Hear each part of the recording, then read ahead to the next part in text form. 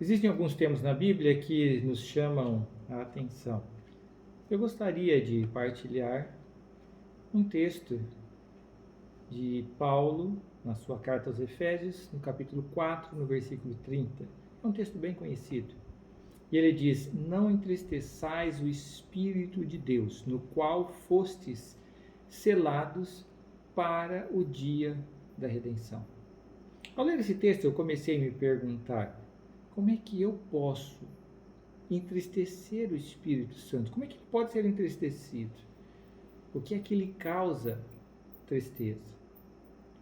E ao estudar a Bíblia aqui e acolá, me veio a ideia, para entristecer o Espírito, eu tenho que analisar o que ele é, o que ele faz. E lá no Evangelho de João, no capítulo 16, no versículo 8, ali um resumo nesse verso da obra do Espírito. Jesus disse que quando ele viesse, ele iria convencer o mundo do pecado, da justiça e do juízo. Então, nessas três coisas, nós poderíamos compreender o que é que entristece o Espírito Santo. Primeiro, convencer o mundo do pecado.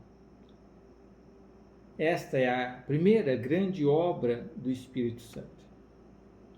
Quando o ser humano rejeita negar a si mesmo e procura dirigir a sua própria vida segundo o seu próprio entendimento, paixões e apetites, ele está rejeitando a primeira obra do Espírito.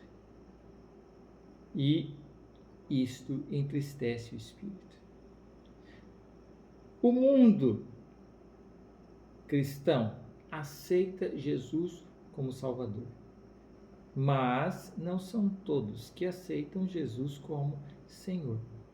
Seguir o exemplo de Cristo em submeter 100% a sua vontade ao Pai, como Jesus o fez, seguindo o projeto de amor do Pai para uma vida plena e abundante, é considerado por muitos algo difícil, pesado.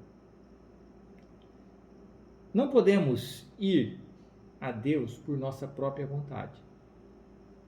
É Deus que nos chama, e esta obra é feita pelo Espírito. É o Espírito que nos ensina o caminho da salvação. Ellen White disse: se prestarmos atenção às suas lições, o Espírito nos tornará sábios para a salvação. Nós precisamos, porém, guardar bem nosso coração, pois muitas vezes nos esquecemos das instruções celestiais que recebemos e procuramos agir de acordo com as inclinações naturais de nossa mente não santificada. Cada um deve travar a sua própria batalha contra o erro. Ela continua dizendo: prestai atenção aos ensinos do Espírito Santo. Caso isso seja feito, eles serão constantemente repetidos, até as impressões estarem, por assim dizer, para sempre gravadas na rocha. O que o Espírito Santo usa para me convencer do pecado? Ele vai me mostrar a Cristo, o caráter de Cristo, a vida de Cristo, o projeto de salvação de Deus em Cristo. Como Cristo não está aqui pessoalmente, o Espírito Santo me leva à Bíblia e me mostra Cristo, o grande mestre, o exemplo perfeito. E ao olhar para Cristo, eu percebo que sou pecador e eu necessito desse Salvador, e eu tenho que seguir o exemplo dele, negando 100% a minha vontade para fazer a vontade de Deus. Mas quando eu percebo isso, aí vem a segunda obra, ele me convence do juízo. Porque ao tentar fazer o que Cristo fez, seguir o seu exemplo, eu percebo que eu não tenho condições de realizar isso. E aqui vem o segundo ponto no qual o Espírito Santo é entristecido, quando a sua segunda obra é rejeitada.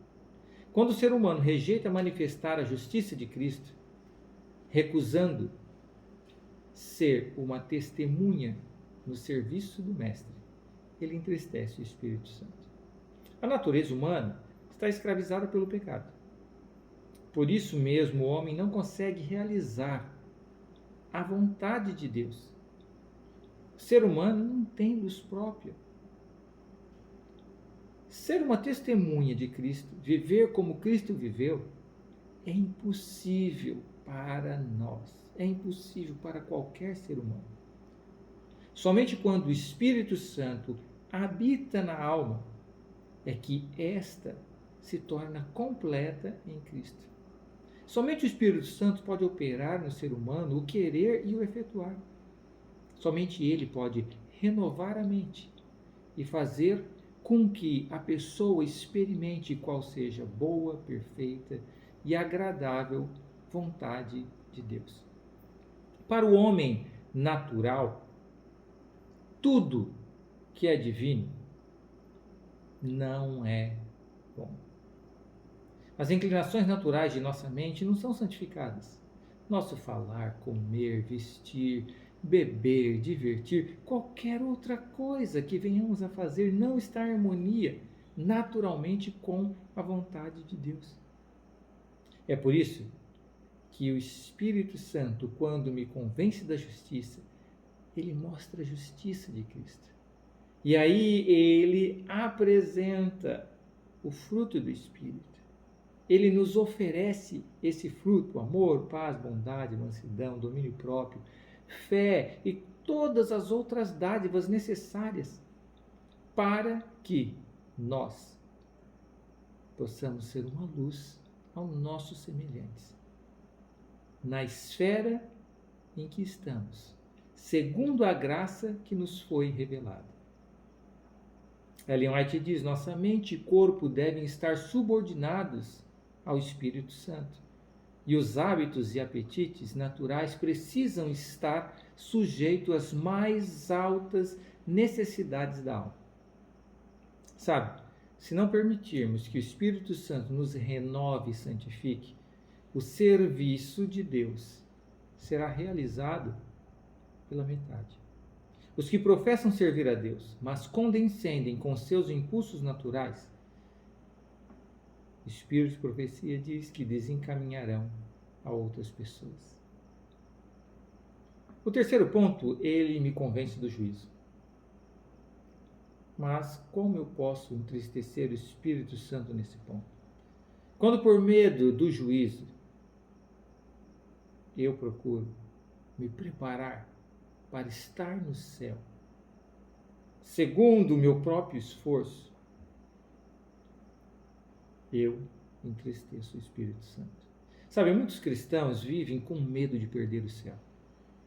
Eles não desfrutam da certeza da graça salvadora de Cristo, que pode nos perdoar e purificar de todo pecado. O Espírito Santo, a Bíblia apresenta que ele é o penhor da nossa salvação. Ele é a certeza de que nada pode nos separar do amor de Deus.